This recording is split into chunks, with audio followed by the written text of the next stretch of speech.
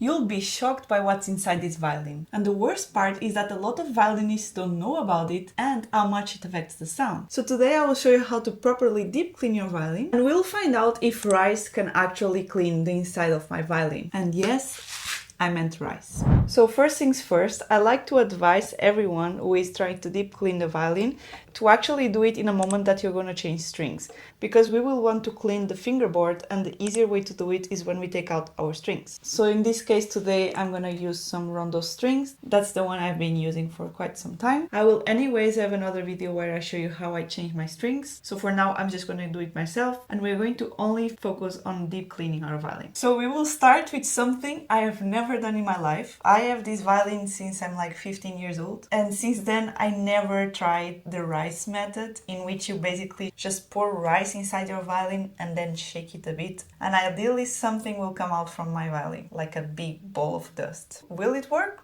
No idea, but we are about to find out. So for that we'll need to make a small paper funnel, just so we can pass the rice through our violin. So I've made already my beautiful one.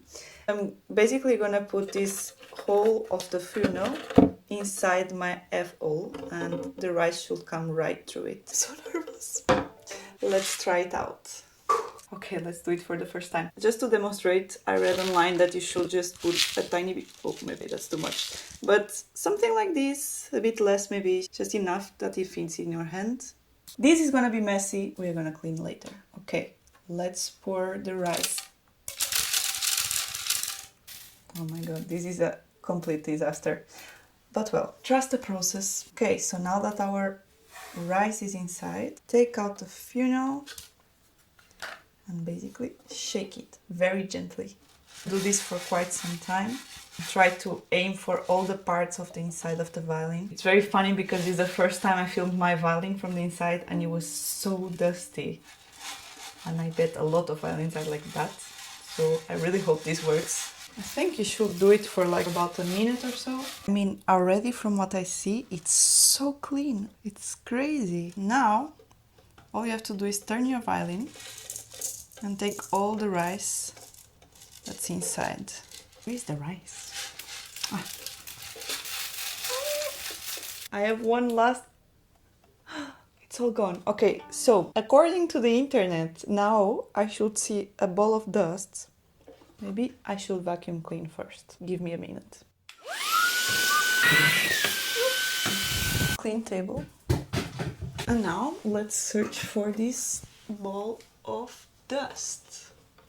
I see it. That's a lot of dust. Let me see if I can show you with this camera. Do you see that? That's all the dust that was inside my violin. All the wood was full of dust. We need a close-up for this moment. Oh my god. This came out from my violin, and there's still more inside, I can see it. So I'm gonna try to take the rest. I'm really surprised that this worked. We got the second one. Look at this. Wow. So basically, I had all these inside my violin, and it's so clean. And just to show you, this is all the dust that came from my violin.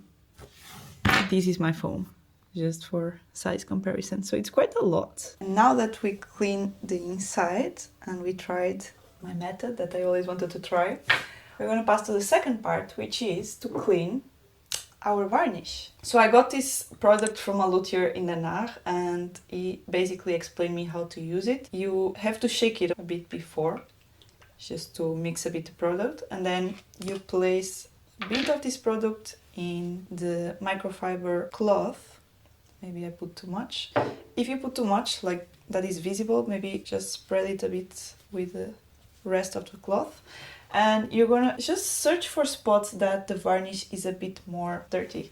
As you can see here, I hope you can see the light, but there's some parts that I have some marks in the varnish. So basically what you're gonna do is you place the liquid on top, and you're gonna apply a bit of pressure and circular movements, and you're gonna be here for a while. This product is really, really good. I didn't do this deep clean for so long, so I'm so happy I'm finally doing it.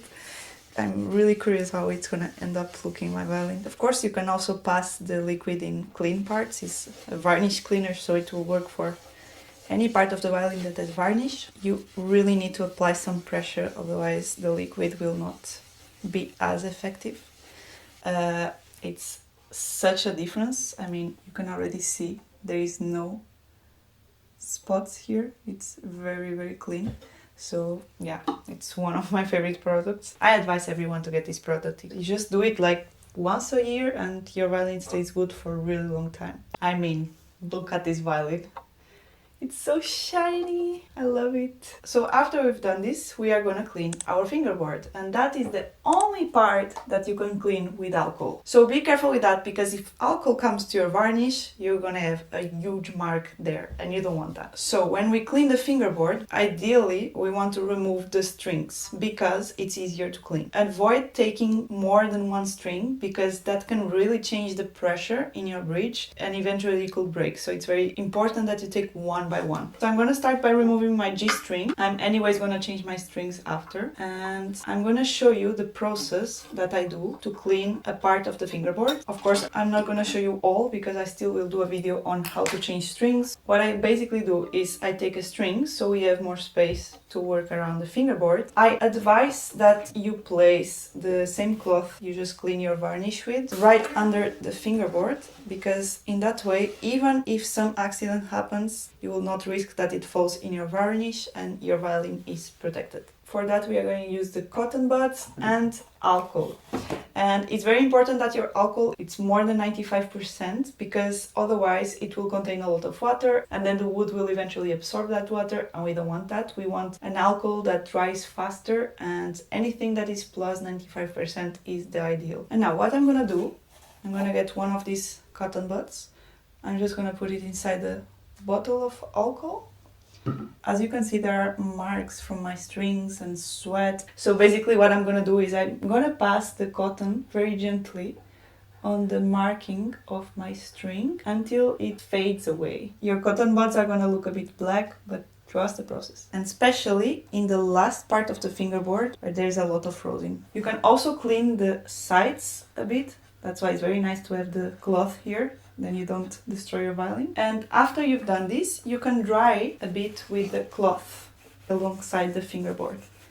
And as you can see, the mark of the string is partially gone. Even just passing my finger, it feels very, very smooth. So this is gonna be great for shifting as well. The more clean your fingerboard is, the better you're gonna play. I'm gonna place the string again, and then I'm gonna take my D string, clean it, A string, and so on. So basically that's it. That's how you deep clean your violin. Ideally, we want the varnish cleaner to dry a bit more. For video purposes, I did it one after another, but of course you will have more time than me. I hope this video was helpful for you. I have many videos about how to tune your violin or how to apply rosin, so feel free to check all those videos if you have any doubts about violin maintenance and routine. So thank you very much for watching, and I will see you in my next one. Ciao, ciao!